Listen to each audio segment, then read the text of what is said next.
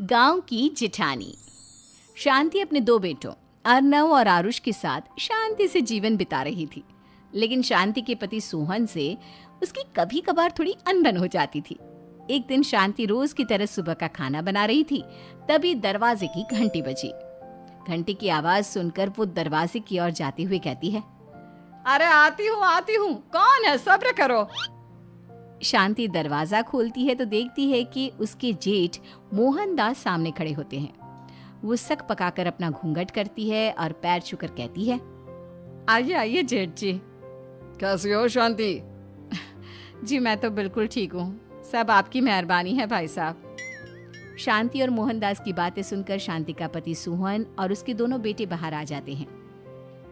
अरे भैया राम राम, कैसे हो आप? राम राम भाई।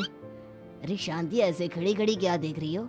चाय कॉफी कुछ लेकर आओ, भैया आए हैं। शांति तेजी से रसोई की ओर आगे बढ़ती हुई कहती है, अरे मेरी माँ, गेट खोलने के चक्कर में मेरे तो चावल ही जल गए।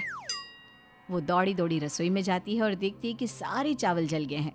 वो दोबारा चावल बनाने में लग जाती है। इतने में सोहन आवाज लगाता है, अरे शांति, तुम्हारे चावल का रोना खत्म हो गया हो तो चाय ले आओ।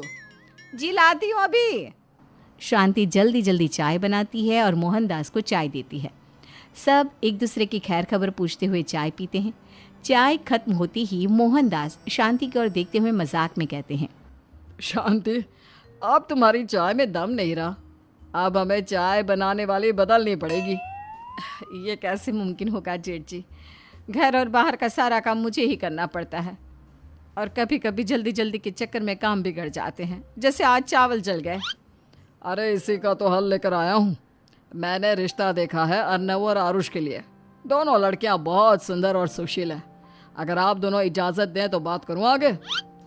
सोहन और शांति रिश्ते की बात सुनकर कहते हैं, अब ठीक है, बात चलाइए ना भैया, पर पहले लड़की के बारे में कुछ बताइए तो सही।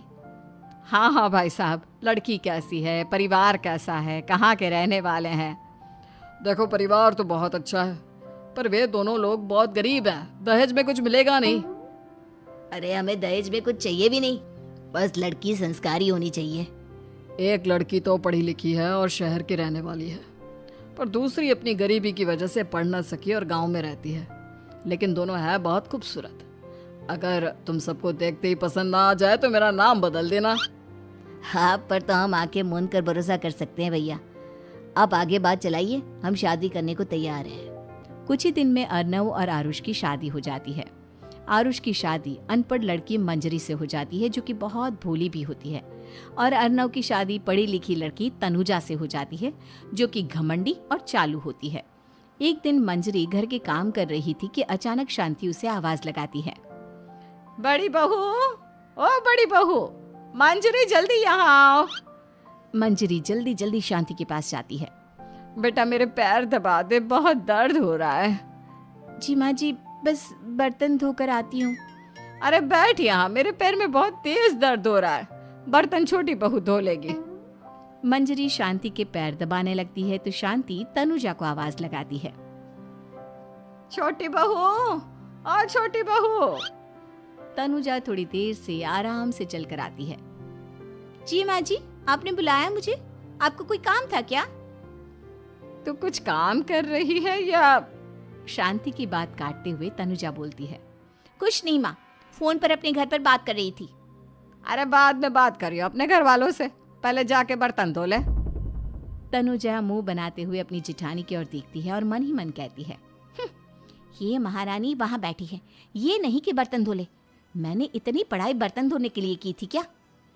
तनुजा दांत पीसकर वहां से चली जाती है। अगले दिन सब दफ्तर चले जाते हैं, तभी डाकिया चिट्ठी लाता है।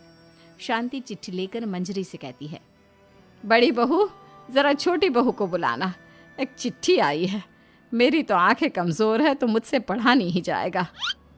मंजरी तनुजा के पास जाकर कहती है, तनुजा, तुम्हें माँ जी बुला रही हैं। मुझ पर हुक्म मत चलाओ, काम बताओ काम।